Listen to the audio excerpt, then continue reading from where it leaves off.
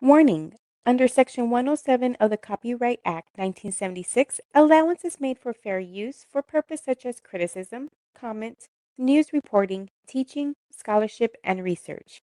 Fair use is a use permitted by copyright statutes that might otherwise be infringing. Nonprofit, educational, or personal use tips the balance in favor of fair use. All people are presumed innocent until proven guilty in the court of law, and I do reserve my First Amendment right to express myself.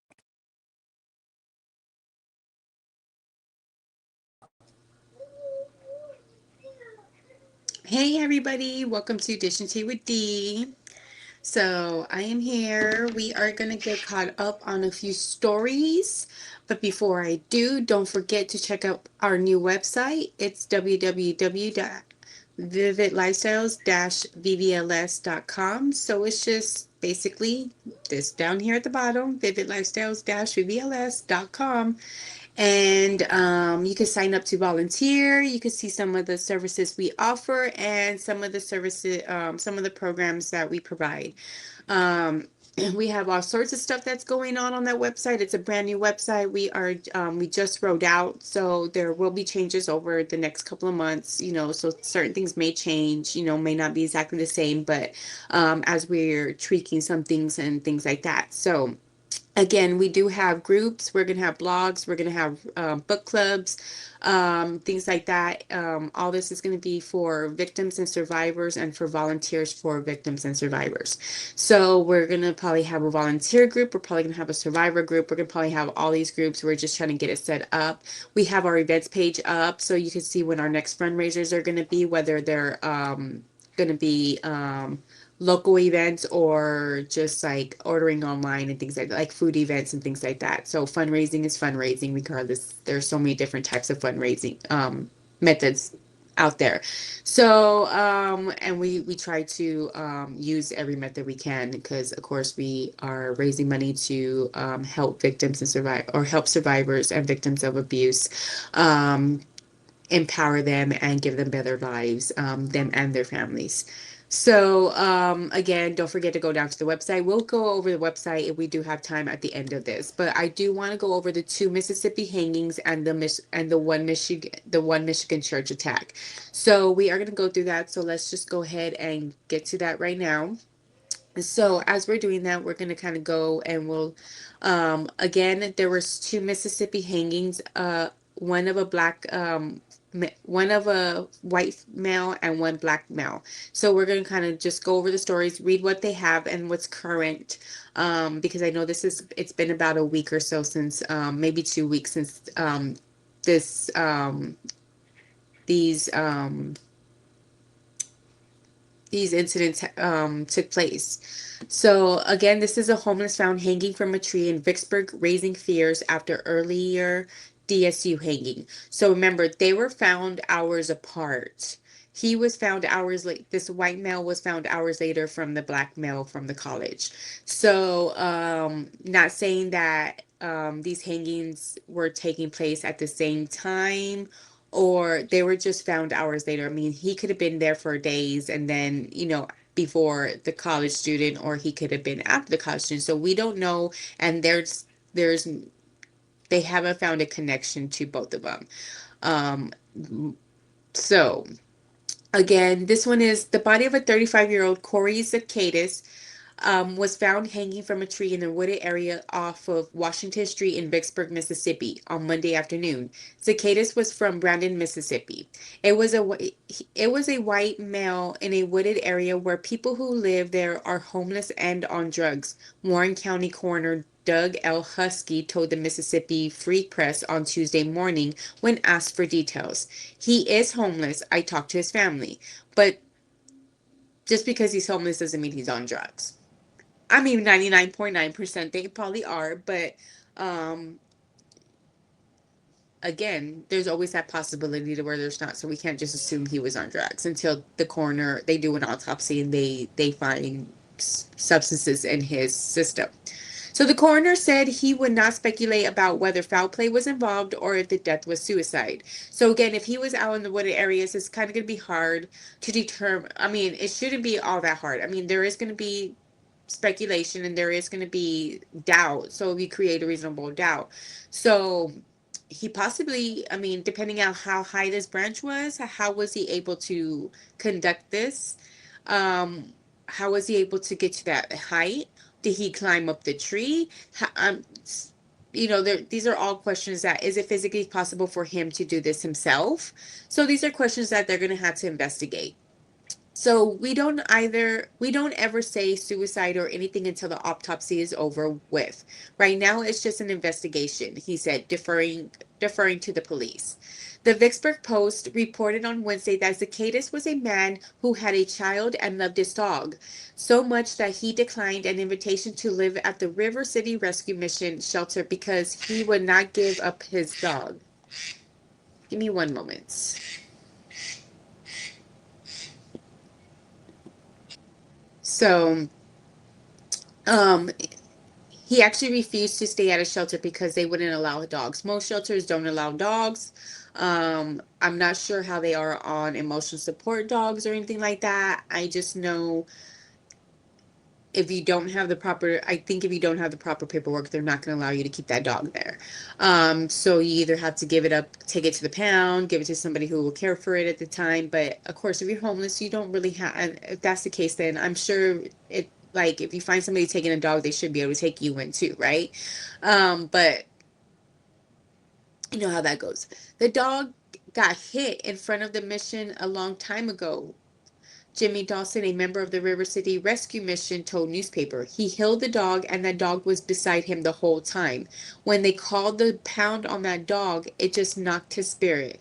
When they took the dog, they took everything from him. So somebody had to report something. It doesn't say how long he had that dog. We just know he nursed it and he had a connection with his dog. I mean, it's just like a child to most people, you know. So, and then not knowing that you can barely take care of this animal, like I'm sure somebody called. I should say I'm sure because I'm not sure, but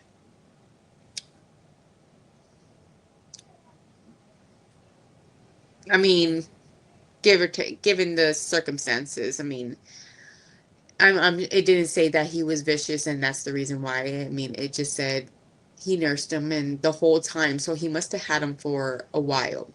So when they called the pound, so they took everything from him. Details are limited at this time. In a statement Tuesday afternoon, Vicksburg Police Chief Larry Burns confirmed that Zacchaeus was found around 1:30 p.m. on Monday in a wooded area near the Ameristar Casino, but did not say whether police suspected foul play. So again, this is near a casino. I mean, I know here in Texas, here near San Antonio at the Lucky Eagle, there's already been, I think, 2 incident shootings at the casino. So now, whether it's referencing to the casino or if it's referencing to this person being a homeless man, again, they're not saying there's foul play, and they're not saying that it's it was self-inflicted. So the matter is currently being handled as a death investigation. So they're still investigating. They don't know which way to go at this point. And officers are actively investigating the circumstances, he said. The victim's family has been notified. As with any ongoing investigation, details are limited in this time. Once additional information becomes available and can be released to the public, the Vicksburg Police Department will provide an update. Burns expressed his sympathy to the Zacchaeus family and said that he and the rest of the department appreciate the community's cooperation in as this investigation continues. Social media users have posted photos of Galvin Fortenberry, a 17-year-old gun violence victim who died last month in Jefferson County, incorrectly identifying him as Zacchaeus. So again, this is kind of why you need to do your own research. Again, I try to cite my sources as much as possible, but again, news news articles and the news stations, they have their own agenda, they have their own perspective, they put out their own the news that they want to put out, just like anybody. You put out what you want to put out, right? Whether you think it's biased or not. You may not think it's biased, but somebody else may think so.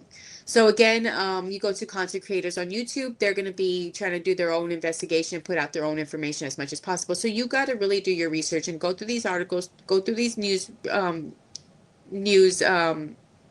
videos, go through content creators and see what they have, because everybody's going to have their opinion, everybody's going to have different information, and you got to read out what's true and what's not true as much as possible. Now I know AI is kind of hard nowadays, getting, figuring out what is true and what is not. That's why it's always best to look at as many different people as you can, many different things, see if there's anything different amongst different videos, different pictures, things like that. And then that's how you're able to, I know it's a lot of work. This is why when I'm doing it by myself, it takes me a while to get you guys, stories and stuff like that, because things are constantly changing. And then somebody might post something, you're like, "Ooh, you go this way," and then you're like, find out to be like, "Wait, this doesn't seem right. We have to go back to our original format." So it's a lot of investigative work. So that's why I truly try to weed out as much as I can. I wait, a couple of, at least a couple of weeks, and let the story kind of unravel itself before I try to give y'all what is out there and what I believe, um, at least the basic true facts, age, name, date, try to give you as much detail as possible that may or may not be factual. Again, we can't believe the coroners, because coroners are always could be paid off as well.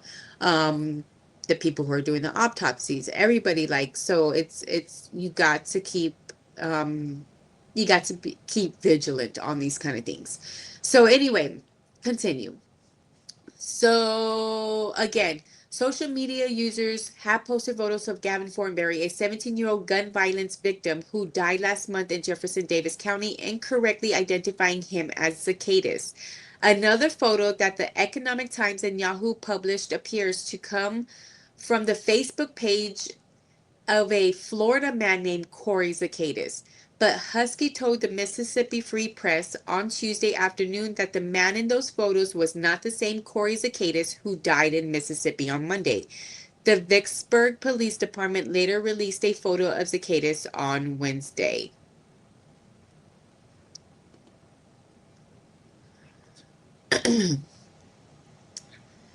DSU student found hanging in tree earlier. Zacchaeus' body was found mere hours after officials found a student hanging in a tree around 100 miles away on the Delta State University campus in Cleveland, Mississippi. But despite rampant social media speculation, police in Vicksburg said the two deaths are not related. The Vicksburg Post reported Tuesday morning. So of course, we don't know. We don't know how long that dude was hanging in the woods before he was found. Obviously, the student probably didn't go that long hanging, because that on a campus there's too much activity, classes, people partying, so much happens on a college campus every day, even on the weekends. So but as far as Corey Zacchaeus, we don't know how long he was hanging in those woods before being found. We just know he was found around the same time, you know, Trey, DeMartravion was found. So again, they were found hours away, only 100 miles, not a couple of hundred, but just only 100 miles away. Hundreds of miles away is not that far. It is far if you're walking or something, but as far as, again, a few hours away, maybe 3 hours, depending on traffic and things like that. But despite rampant social media speculation, okay, we already read that. The student who died on the DSU campus was Demartravion Trey Reed. He goes by Trey, a black man. Campus police told the Mississippi Free Press on Monday that they do not currently suspect foul play. A, Bol- Boliv- a, Boliv- a Bolivar County deputy coroner also refuted rumors on social media that Reed has suffered broken arms and legs. So I know there's a lot of controversy to other facts about Travion. Like they don't think he took his own life. They think there was some type of foul play. Um, Obviously, people are going to speculate whether there was either kind of bruises, marks, or anything like that to suspect that there was foul play. But of course, according to this, the coroner said that he did not suffer any broken legs, so there was maybe no kind of altercation prior to this.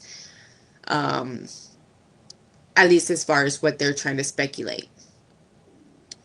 Again, rumors have spread online since the two deaths, owing in part of the charged political climate since the assassination of conservative activist Charlie Kirk in Utah, as well as Mississippi's history of lynching targeting black men. Some viral social medias have incorrectly described both men as black. So again, you really want to um, make sure the sources you're reading have all, if they can't even get the color of the skin right, then more than likely the rest of their story may not be factual or may not hold true to it, if they can't even put out the correct information.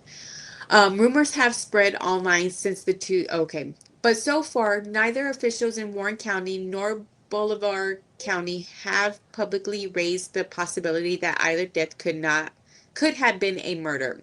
So again, they can't speculate that these two incidents are tied together, so they cannot say that these are both um, foul play or suicide. Basically, they're still looking into that. Except for Travion, they just recently ruled his as a suicide. But again, we'll see. I don't think I should probably discuss this any further than that. My opinion is that it was self-done, and I have reasons for that. The Boulevard County coroner told the Mississippi Free Press yesterday while speaking on Reed's death.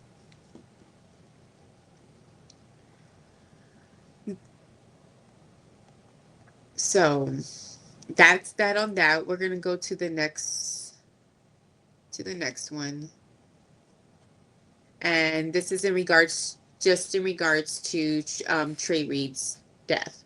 Um, because again, they're still investigating that Corey Zacchaeus. They're saying obviously they're doing more of an investigation on that one than they are on this one. They didn't want to rule that one as a suicide quite yet or say anything else. They're doing more investigation for that than they did for Trey. I'm not saying there's wrong. I think they should be putting the same forth effort as far as in Trey's situation as they are in Corey. Um, and I'm real surprised because he is a homeless man, and I'm surprised that they didn't just rule it as a suicide, because knowing he could be on drugs, knowing that he was in a bad state of mind when he lost his dog and things like that. So as far as that, I'm uh, I'm I'm kind of surprised that they haven't settled on a suicide for that one as fast as they did on this one. But again, it could just be the fact. It could be color coming into play. It could be, anything coming into play on why they're handling. Again, they said that they had some type of information showing that he may have done these acts to himself. Trey may have done these acts to himself. But whether they are giving us that information, we'll find out when we read this article. So again, the death of the black student found hanging, and I don't know why they always gotta say the death of the black student, the death of the white student or the white man. It should just be the death of a man, the death of a student, of a male student. Hanging on Delta State University's campus in Mississippi this week has been ruled a suicide, the county coroner said Thursday. The body of DeMar Travion, known as Trey Reed, 21, was found Monday morning hanging from a tree near the university pickleball courts, Campus Police Chief Michael Peeler announced earlier this week. The incident raised questions by loved ones and led the university president to acknowledge that the scene and image could be upsetting to some students, given the history of the racial violence in the Jim Crow South. All investigative material in this active case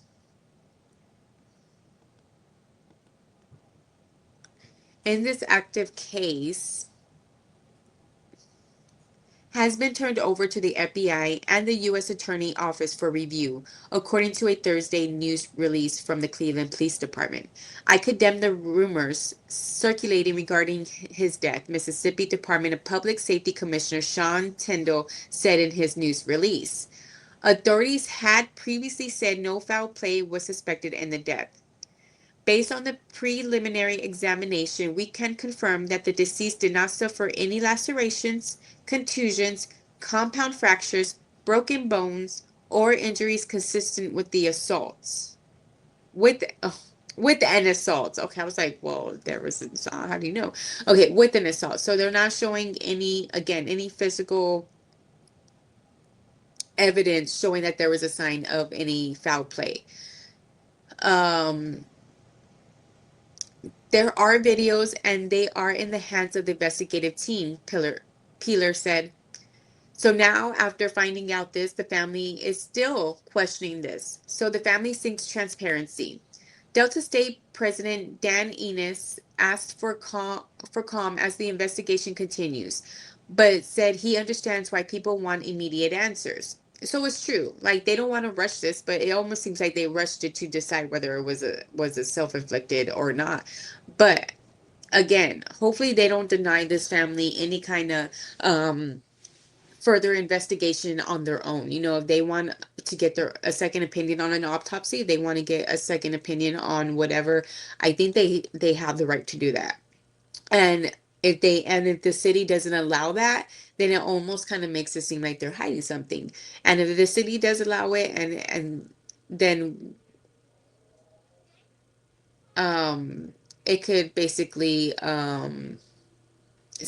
not settle but calm the family down, and maybe if it was a true self-inflicted, then they can dig deeper into his life and see why, um and how they can prevent it from future students or kids or any or young adults. We recognize that this is not only about the facts, Enos said, it is about emotions and it's about feelings, and the way this loss and how it was discovered affects people's lives.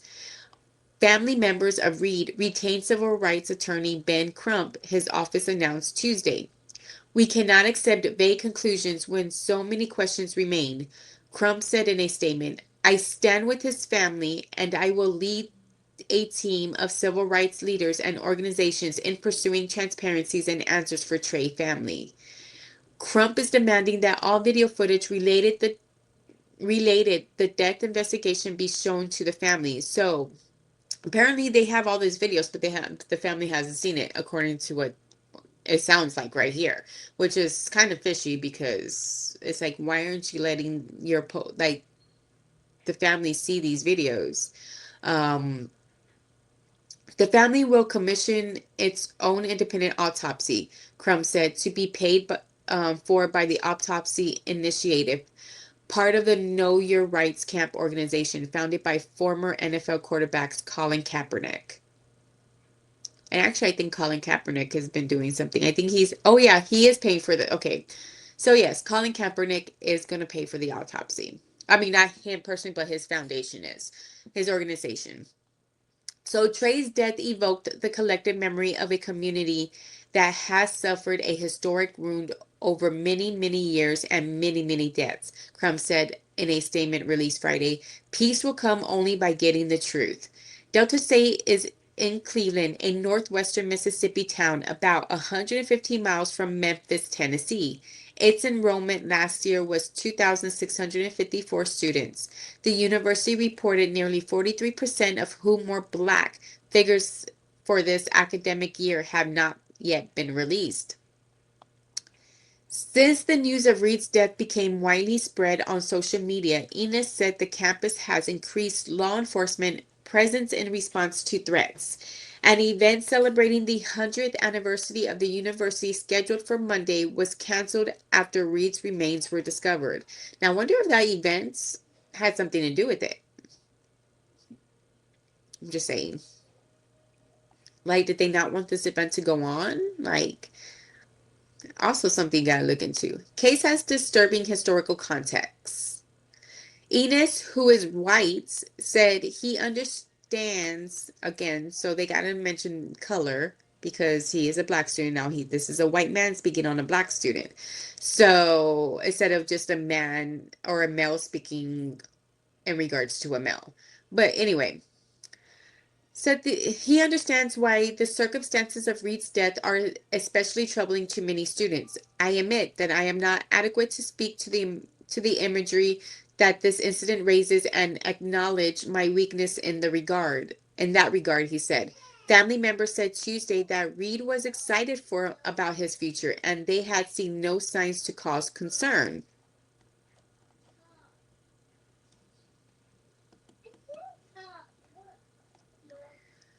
So when he went back to Delta State University, he was a fun-loving person. And our question is, what happened? Said family attorney Vanessa J. Jones, according to CNN affiliate WHBQ.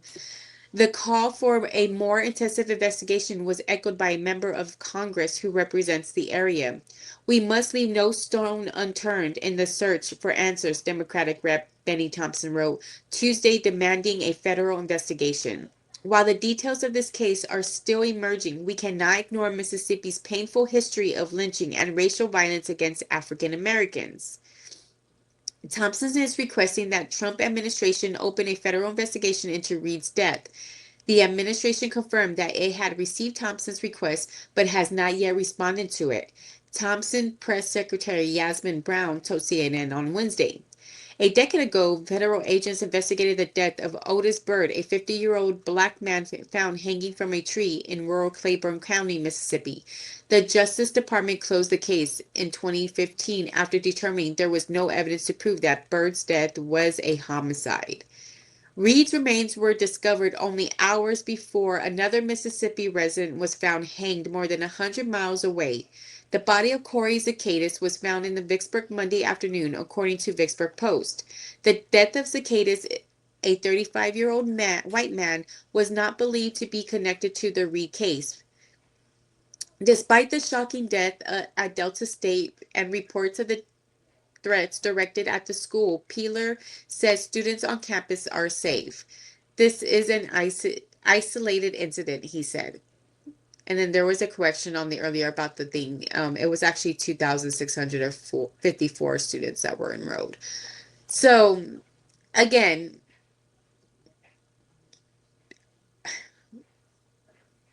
the timing there was that 100 little thing going on campus the following week. We had the white man being lynched in the woods, and then now this one. So to say that they were all related, we don't know. They haven't found any kind of connection to it.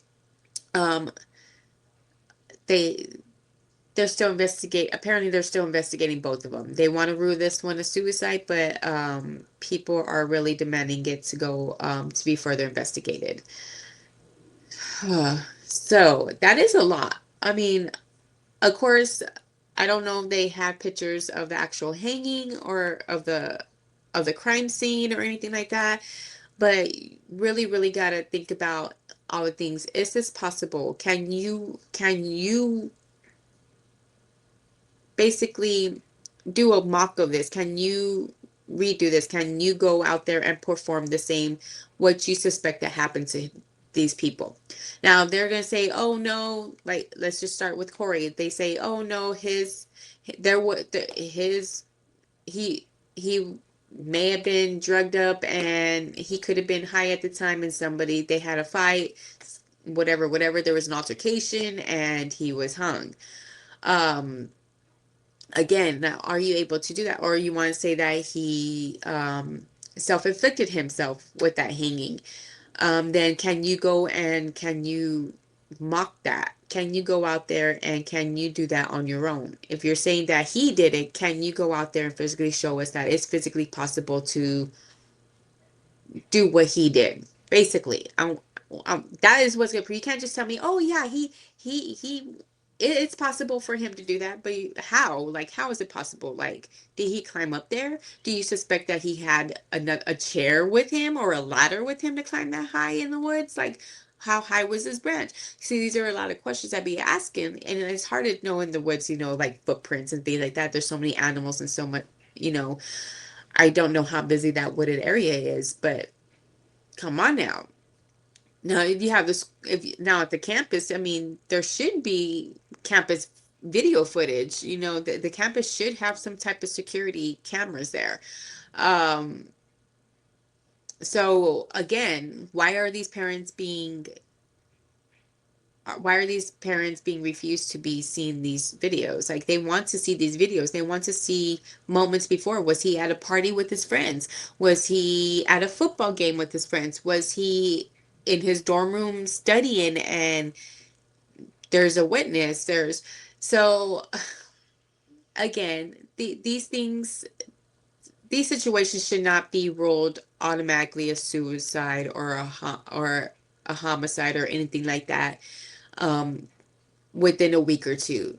These cases should at least take a couple of months. Even though we as the public want answers right away, we should realize that if we want the truth and we want the right answer, we have to give them time to really do their jobs and investigate. And again, just like this family, we should not take a quick answer like this. They are going to double investigate. I would too. I'm not just going to take your word for it. Give me 1 second.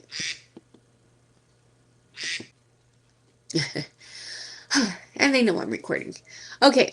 So again, that's all the information. Again, I don't think they should have closed his case when they haven't even closed the other case. If they're doing further investigation over here, why are they not doing further investigation over here? If you have all these videos and stuff like that, why can't you show them to the parents and just automatic? Then this could prove that he did it on his own. There has to be. I mean, it's in the middle of by the pickleball court, and this is you know, by apparently one of the sports locations on there. So, I mean, I'm not sure how the thing's set up. I didn't pull a map of the area. I should have, but um again, it's I think these cases should be all handled the same, whether it's a white guy, a black guy, or anything like that. And I really think a lot of these news articles, reporters and stuff like that, I think they are part of the problem for throwing everybody saying it's not a race issue, but then when you report it, you got to add in his race, you got to add in his skin color, and it's like, why? Why can't we just report a male, female, 20, an older female, an older male, a younger female, a younger male, age this, age that? What, like, I don't understand. Like, I'm like, oh yeah, that dude over there. Now, if I got to pinpoint him out of the 10 of them, and he's the only black one, I probably would say, okay, the black dude over there. But I mean, if he's the only one there, he's just a dude. Like, he's just a dude. Like, I don't get it. He's just a male. I don't like to say man because not all males are men. So, especially if you beat up on people. So I don't like to say man and woman. I like to say male and female because, or if you're um what do you call it, an intersex, like, unfortunately we don't have that as a thing now. I think they really need to make intersex because unfortunately they're born that way with messed up body parts, and if you want to call them hermaphrodite, whatever. I don't like that. I don't like that term. So intersex, so the correct term is intersex, but I really think that there should be one because unfortunately they were born that way. It's almost like a disability, a handicap. I would want to say it's like a disability handicap, even though it might not technically be considered one or documented as one. But I mean, that's what I see it as. And anyway, so we're off that subject. We're gonna go on to the next one, and the next one is going to be done. It's going to be the Michigan church attack. So, there was both fire and shooting. So I'm just going to say it was an attack because he wasn't an arsonist and he wasn't just a shooter. He basically did both. He made sure he covered his grounds on whatever act he wanted to do. From my understanding, he was Marine. So we're gonna get into that because I am a veteran and I kind of I wasn't a Marine, but trust me, when you're in the military, you have Navy, Army, Marines, sometimes all on the same base, depending on where you're located at. Um, they're not set. You don't just have an Army base and you just don't have a naval base, you have a little bit of everything on every base. So, let's kind of get into it. So we are going to go, and this is from CNN. So from CNN, we're going to do investigators are searching for a motive in shooting at Michigan church. Here's what we know. So, 2 days after a devastating attack on a Church of Jesus Christ of Latter-day Saints shattered a small Michigan, God, I cannot talk today, Michigan community, investigators are combing the wreckage of the burnt out chapel for clues that might help them make sense of what the FBI calls a targeted act of violence. The attacker, an Iraq war veteran. See, we create the monsters and then we don't want to do it. We don't want to take care of them. We don't want to give them the benefits. We don't want to give them no, and then we want to let them go ahead and continue to carry guns. I just think anybody who's ever been in the military shouldn't even carry a weapon unless you do the assigned task. But anyway, I think you need to go through like some when you get out of the military thing, you need to go through like some kind of mental health thing and be like, you shouldn't have a gun. When you get out of when you're an average person, you don't need a gun. But anyway, or a pow pow or whatever. Again, I'm supposed to be watching my language and no, I'm not. Okay, the attacker, an Iraqi war veteran who had made disparaging comments about the LDS faith in the weeks before unleashing bullets and fire on its adherents, drove his car into the chapel, where he opened fire and set ablaze the building where improvised explosive devices later were found. 4 people were killed and 8 injured before the attacker was killed in a shootout with the police. And it could have been worse had it not been for the heroic response, officials said. Here's what we know about the latest attack on a place of worship in the United States.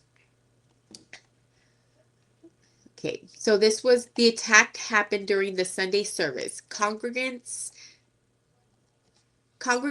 and had gathered at the Grand Blanc Church on McCandless Road, a quiet stretch dotted with houses near a sprawling golf course and lake, for the 10 a.m. service. It was a monthly fast Sunday when LDS members around the world are encouraged to forego 2 meals and donate the food or the money they would have spent on food to the poor. Oh, that's a good idea. And maybe I should start doing that for Vivid Lifestyles. Okay. Worshippers by late morning had finished the sacrament, the first half of the 2 hour service, after which some congregants leave when we heard a big bang. The doors flew open. A churchgoer named Paul, a CNN affiliate. The attacker had rammed his 4-door pickup truck into the front of the chapel. Then he fired several rounds from an assault weapon at worshippers before somehow getting the building on fire. Police said sending huge plumes of the black smoke billowing into the sky. Congregants shielded children and helped them move to safety, said Grand Blanc Township Police Chief William Renee. And medical residents attending the service jumped into action, acting as first responders to help the wounded. Striking nurses from a nearby hospital also left the picket line and ran to the church to try to help. Those on the scene were absolute heroes, going in and out of the fire to drag people out, helping each other take care of the victims on the scene, said Dr. Michael Damick, medical chief Stall Henry Ford Genesis Hospital. Golly, look at that picture, guys. Okay, sorry. The mash, oh, The mass shooting and fire could have been deadlier if not for the bravery of those who risked their lives to save others, Danik said. Police were on the scene less than a minute after the first 911 call. Sanford was killed in the parking lot 8 minutes after police arrived. Shooter was Iraq veteran who disparaged LDS Church. The man police say committed the attack, Thomas Sanford, 40 years old, has served in the Marines and worked as a mechanic in Operation Iraqi Freedom. An avid hunter who grew up in Flint, is that Flint, Michigan? Sanford was known in the small Michigan town of Burton for his distinctive pickup truck, which he often drove with two American flags flying from the bed behind him. It seems to be the same truck he used to ram into the church. Sanford was married and had a young son born with a rare genetic disorder. Ugh, telling you. Social media accounts linked to Sanford's family show the family launched a GoFundMe campaign to fundraise for treatment for the child's congenital hyperinsulinism. So I'm assuming he produces too much insulin, which required a lengthy hospital stay and surgeries to remove portions of the pancreas, according to a family Facebook page documenting the difficult journey. Sanford was a fun-loving family guy, longtime friend Kara Patterson said, CNN affiliate WDIV Local 4. But he also harbored unkind feelings towards certain groups and definitely talked about groups of people in ways you weren't acceptable that weren't acceptable, Patterson said. So he did express his mind.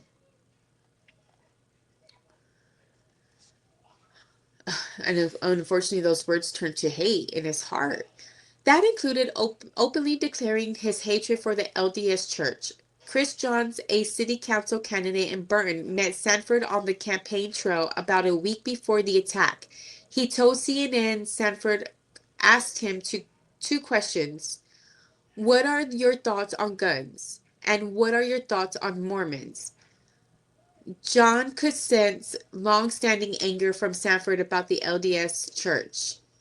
He said it was a person who really had animus towards the LDS Church. Sanford was an individual who hated people of the Mormon faith. White House Press Secretary Caroline Leavitt told Fox News on Monday without further explanation. Sanford is registered to vote in Michigan, which does not have partisan voter registration. A Trump Vance campaign sign was on his home's fence in June, a Google Street View photo shows. And he once wore a Trump shirt, a social media photo from 2019 shows. Sorry, excuse me. Sorry. Ugh. Victims suffered gunshot wounds and smoke inhalation. Victims of the attack, including children, have not been publicly identified. Henry Ford Genesee Hospital received 8 patients aged 6 to 78, 5 including one who died, had gunshot wounds, while 3 suffered smoke inhalation, said Danik, the hospital medical chief of staff. One shooting victim was in critical condition Monday with bullet wounds to the chest and abdomen, while another was in critical condition with gunshot wounds to the abdomen, Danik said. Another man was shot in the leg, and a child was shot and was stabilized and transferred, Danik said.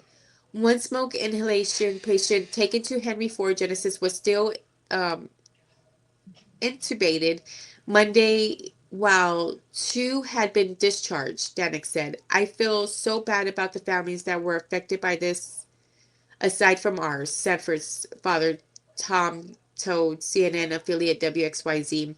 We are beside ourselves. CNN has reached out to the shooter's father for comment. Explosive devices found as FBI leads probe. It's unclear how Saffer set off the massive inferno that consumed the church. Police believed he used an accelerant like gasoline, said James Dyer. Special agent in charge of the Detroit Field Division of the Bureau of Alcohol, Tobacco, Firearms, and Explosives. Improvised explosive devices were found at the scene after the fire was extinguished. Investigators are working to catalog evidence from the ruins of the church and interviewing dozens of victims and witnesses. With the help of victim specialists, child advocates, forensic interviewers, and local partners, according to FBI acting special agent in charge, Reuben Coleman.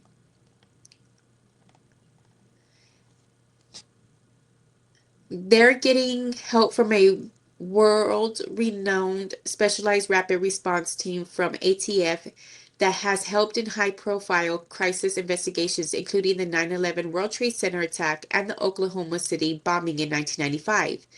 Such a team can include explosive specialists, bomb technicians, forensic chemists, and canine handlers. They have been used all over the world, and they come from places as far as California, Hawaii, and they're here in Michigan now.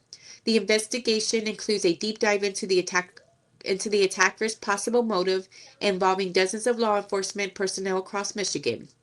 Investigators are searching his home as authorities try to get search warrants for digital media, a law enforcement source told CNN. As the work continues, the evil acts shouldn't define the community. This is not Grand Blanc. This does not define Grand Blanc and who we are. We are a community, and I am confident that together we're going to build a stronger community due to this incident. So, again, we are going to kind of watch some of these videos. Investigators search for motive in deadly Michigan church attack. So this was a drone footage shows fire at the Michigan. So again, it looks like it started from the top and worked its way down. I don't, because that looks like on the roof. And now they're showing the after effects, first responders.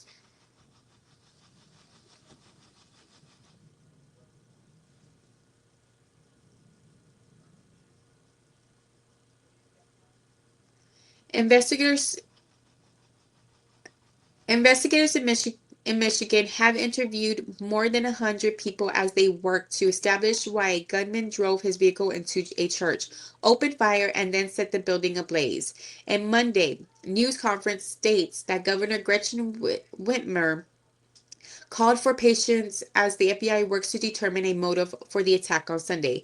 4 people were killed and 8 others were injured when the suspect Thomas Jacob Sanford, 40, attacked the Church of Jesus Christ of Latter-day Saints in Grand Blanc. He was later shot dead by police in the car parking lot. Hundreds of people were attending service at the time, and police said on Monday that everyone had been accounted for.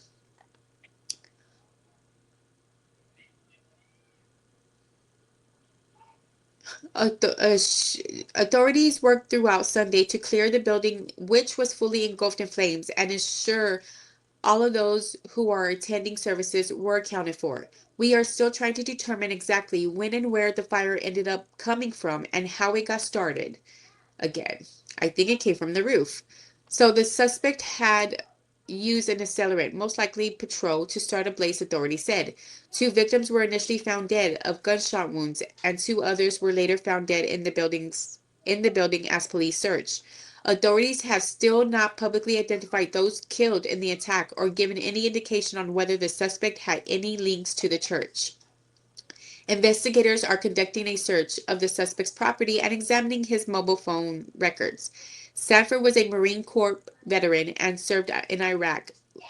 The FBI leading the investigation and has deployed crisis response teams, bomb technicians, and others to the scene, according to Reuben Coleman, the acting special agent in charge of the FBI Detroit's field office. So, President Donald Trump called the attack yet another targeted attack on Christians in the United States of America. U.S. Attorney General Pam Bondi said in a post on X that she had received briefings on what appears to be a horrific shooting and fire at the church. Such violence at a place of worship is heartbreaking and chilling, Bondi said. Please join me in praying for the victims of this terrible tragedy. Mitt Romney, former U.S. Senator for Utah and one of the most prominent Mormon politicians, called the shooting a tragedy, adding, "My brothers and sisters and their church are targets of violence, praying for healing and comforting." So again, this is kind of the location of where it was at. You can see it's behind a nice wooded area. It looks like a little lake, maybe. I mean, it's a quiet little town. I mean, I can't say it's a quiet little town. It looks like a quiet little town, and from what I read, they said it was a quiet little town. But again, this, so again, if we are reporting, we really need to watch our language. When we hear people speak like that, especially veterans and things like that, their mindset is different. Again, Marines, they're trained to kill. They literally have their basic training is their weeks, I think, are elite. They have an extra 3 or 4 weeks added to their training than the normal army, than the Navy, than the Air Force. They're one of the longest basic trainings. They go through vigorous training. They go through extra weeks of vigorous training. And not only that, they have to go through weeks of untraining them when they leave the military, because their mindset is not your average human mindset. Their mindset is to kill. Their mindset is to destroy. So this is why I think when people get out of the military, especially like branches like if you're in a branch like the Marine, or in a job that require infantry, um, being on the front lines, anything like that. I can understand if you're in communications, sometimes you are, deployed out there to those types of things, because communications is obviously a very important aspect of our military. So you may get an office job, or you may have to be on the field in that kind of communications, because communications, you're just not sitting in an office and you just think, oh, it's just, no, there's tools out there that they need to fit, just like they've got to communicate on something. I don't care if it's just a microphone or a walkie-talkie. If their communications goes out, they got to have somebody go out there and fix it, replace it, do something, right? So just think about it. Not just because you think you have an office job doesn't mean you can't not get deployed. But I'm just saying, people who are already in a position in like infantry or out there, that is their main thing, is to fight, is to survive, is to protect. They're gonna have a mindset of kill, shoot. You know what I mean? So those are the people that should be, I think it should be recommended or implied that before you leave, you need to have an evaluation, a mental evaluation, a medical evaluation, instead of just be like, oh, thank you for your service, have a nice day, because that's all they do. We serve our country, and then they just kind of write us off like, thanks for your time, but we're good. We don't no longer need you. We're only valuable when needed, basically. And I hate to say it, but that's just how I feel. I'm a veteran. I could say that. I could speak my opinion, basically. So I think that should be part of the gun control laws. I don't think we should have our right fully stricken away, but I think there should be steps implemented, and things implemented to weed out people who are psychologically ill in this sense. He had hate towards things. He saw things a certain way. He's obviously very political and for his country. Things These type of people are people who need to be on a list and be like, you know what? You go 10 years without any incidents or any showing of aggression or anything like that, then maybe we can, I just think I think anybody who comes out of the military, regardless whether they were in deployed or not deployed, should automatically get therapy services for free. Point blank. I think everybody who comes out of the military, whether they've been to war or not, should have free mental health services. Should be free mental health services. It should not come down to this to be like, oh, and then use it as an excuse. Oh, he just had mental health issues. Like, wasn't that other guy who had mental health issues got away with like that stabbing of the kid? It's like, oh, they had mental health issues. It's okay. It's not okay. It is not okay. There is never a good excuse to hurt somebody or to take somebody's life. So with that being said, again, let's head on over. Let me go to our website. Oops, no, that's not it. Definitely not Vivian.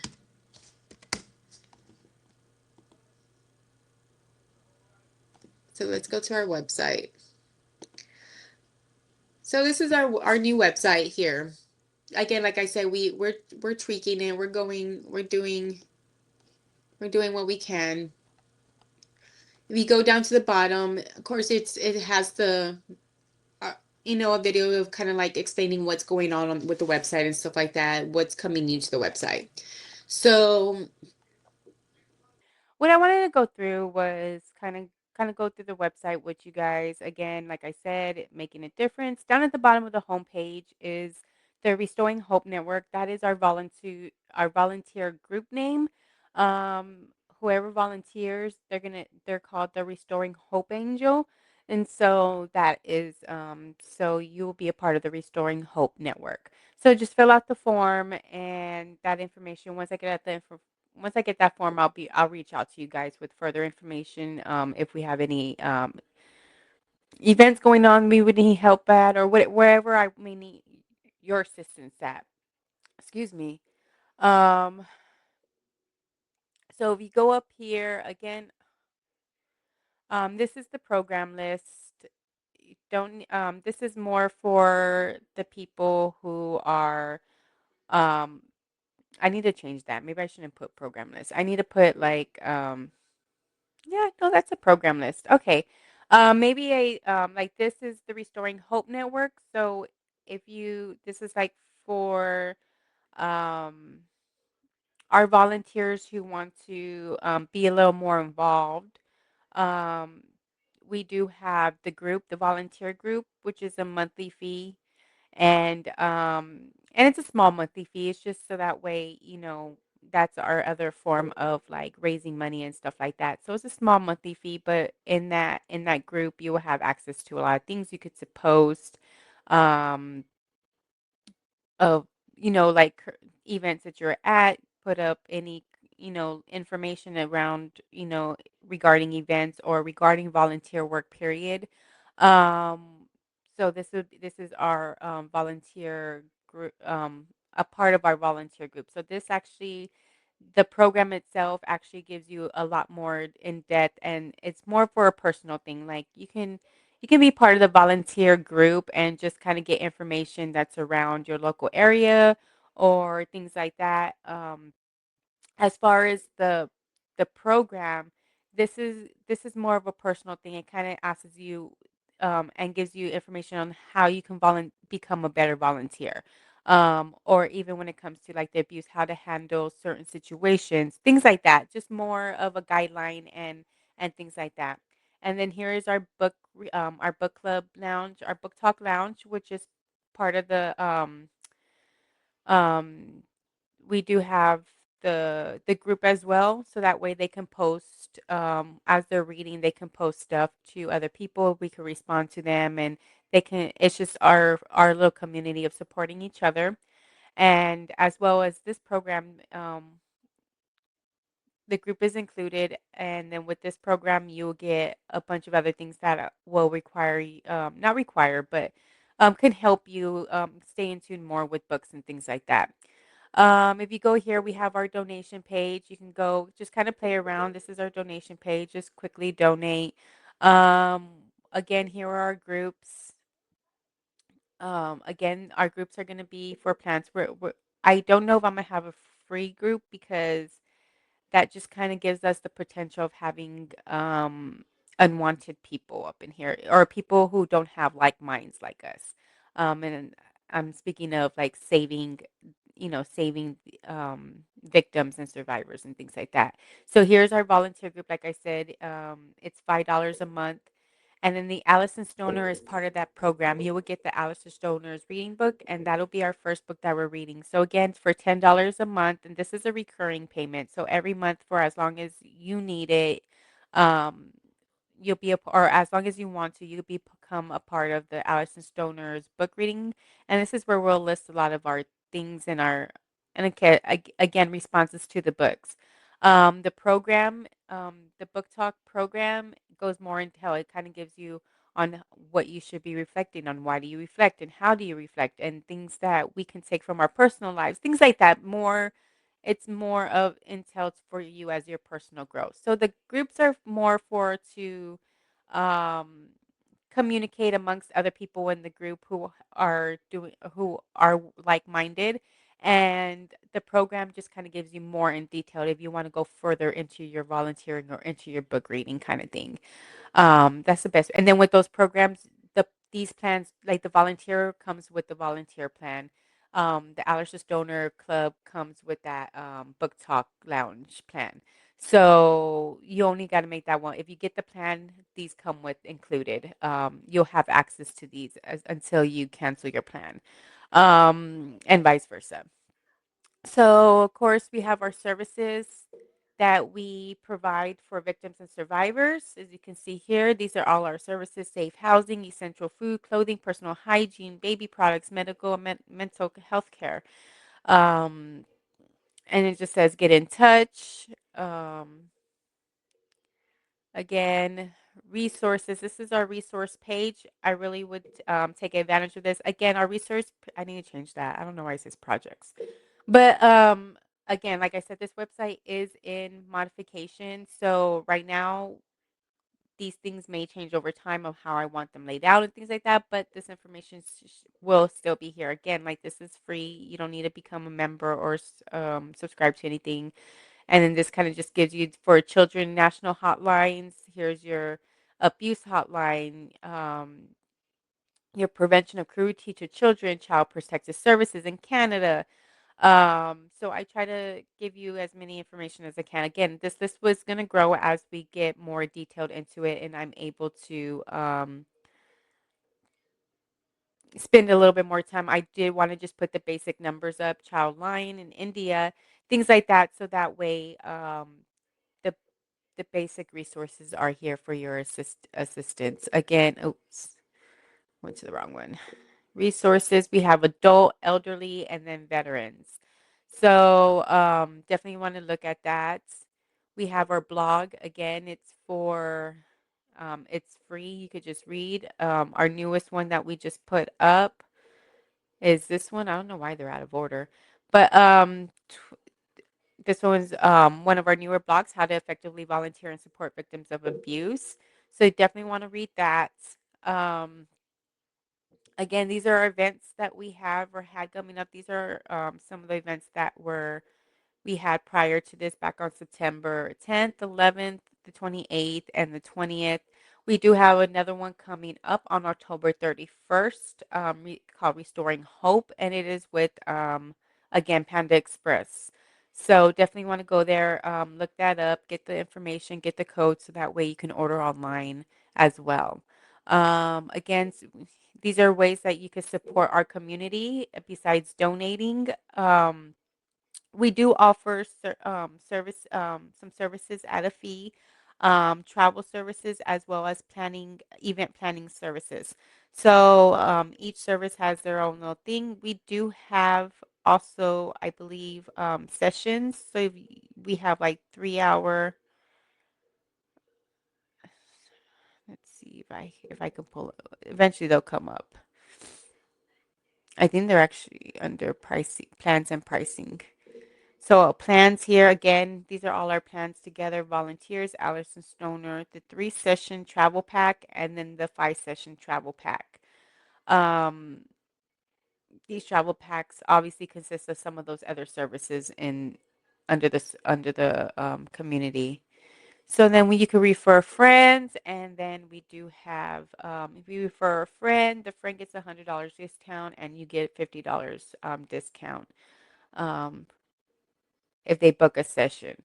So these are for our service, like our flight and our services and stuff like that, our planning services. And then we do have gift cards um, available.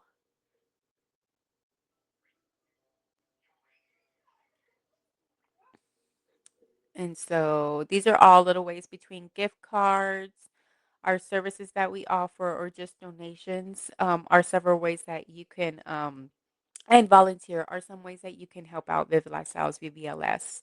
So definitely, again, want to go to the website, vividlifestyles-vvls.com, and just kind of take a look around, fill out that.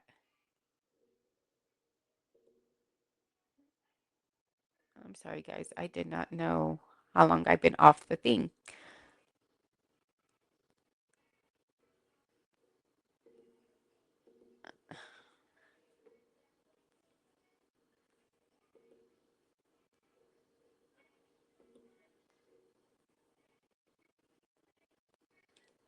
Okay, it looks like my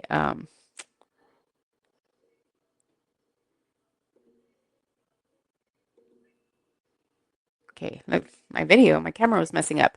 Okay, so there's the gift card, and again,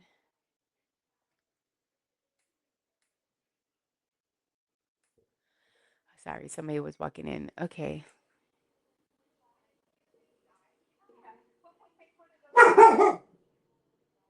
okay. So anyway, I believe that is everything. Again, don't forget to go to the website. Don't forget to donate. Don't forget to like, share, and subscribe this video. Um, Hopefully, I brought you the information that y'all were needing and wanting, and then some. Again, don't forget we are going to be starting that book club with the Allison Stoner right now.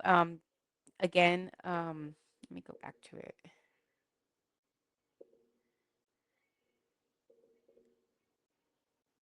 So the Allison Stoner Book Reading Club, this one right here, it is her new book, The Semi Well Adjusted. Oh, it doesn't have the picture there. Okay, I thought I had uploaded the picture. But the Semi Well Adjusted Despite Literally Everything memoir. So you can get those books at Amazon, Barnes and Noble, book billion, a million of books or something, something like that. And so just go to her website as well, and you'll be able to pull that up. And again, the volunteer is on the homepage. And just fill this out. It's real simple. It just asks us basic information. And here, just don't get to when it says educational occupational background. It isn't mandatory to fill that section out, but I do recommend doing that. That way, we can basically utilize your skills to the best of our ability. And even though it may not be something you may want to volunteer in another area, but it's useful to know, like, hey, like, what skills everybody has, kind of things like that. So again, and then just trying to do your best on selecting days and things like that. Again, basic. We're always looking for volunteers because we want to set up for events and start spreading the word a lot more. We want to do again fundraising events as well. I Anybody can pass out flyers and things like that, or even just share on your social media. Just the little things like that, they do help and they do come a long way. And again, over 900 people on a daily basis get turned away for services who are in abusive situations.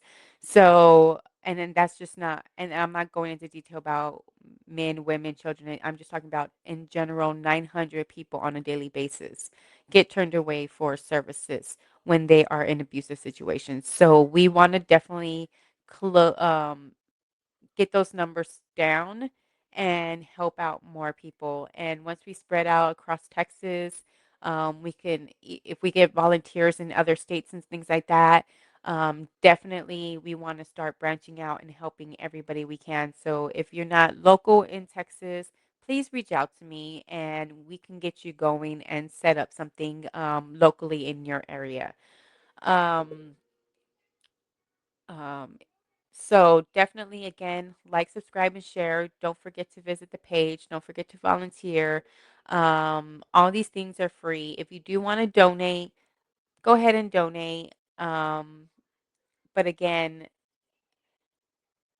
even if it's just your job is hiring, we can get that information out to somebody who just came out of a horrible situation and who needs a job. Things like that. You may not think it's big, but it is. It'll be big for them. But other than that, I think I'm going to be out. I just want to say thank everybody for being here, and I'll see you until next time. If you have any suggestions, any questions, please leave them in the comments. I'm always looking for new stories, or I don't mind doing stories that, the majority want to hear. So definitely keep that up. I know there's a lot of stuff going on here locally in San Antonio. There's many shootings, many things going on. We having casino issues and shootings at casinos and things like that. So um, evil is everywhere, and we just need to kill it with love. All right. All right, guys. So again, let's go back to this one. I forgot. So again, thank you for being here. Thank you, thank you, thank you. And until next time, you guys be safe. Bye.